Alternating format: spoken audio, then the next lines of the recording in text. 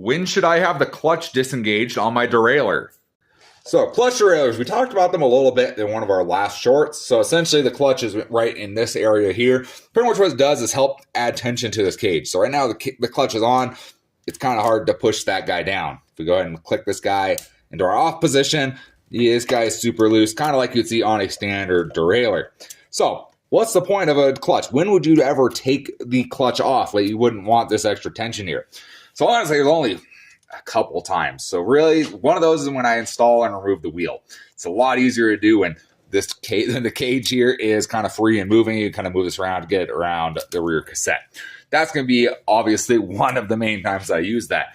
The other time I use this every once in a while, I'm thinking maybe once or twice I've had to do this on bikes, where I'm mountain biking or out there and my derailleur gets kind of whacked, and it gets kind of whacked out of alignment a little bit. And for whatever reason, it happens to run smoother without that tension on that cage. It runs better with it off in those circumstances. So I'll run it off just because it runs better. It works better. It shifts a little bit better when that derailleur isn't aligned as well as it could.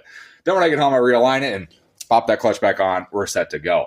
So there really aren't very many situations where I disengage the clutch on my derailleur. Like I said, installing and removing wheel, and then occasionally you get that shot where, it just wants to shift better without the clutch engaged. But very nice thing to have on there. Keeps the chain tension on there, keeps that chain locked on without having to drop that chain all the time or having, the annoying chain slap onto your chain stay.